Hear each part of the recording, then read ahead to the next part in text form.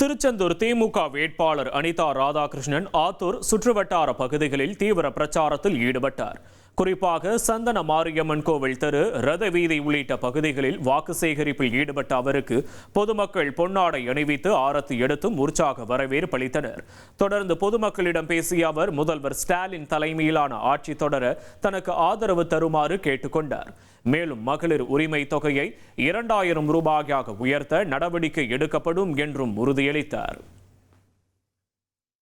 மாதம் 1000 ரூபாய் கொடுத்த முதலமைச்சர் 3 மாதங்களுக்கு சேர்த்து பிறகு 2 கோடைகால பணமாக 2000 என்று 5000 கொடுத்த முதலமைச்சர் நம்முடைய முதலமைச்சர் என்பதை தெரிவித்துக் கொள்கின்றேன்.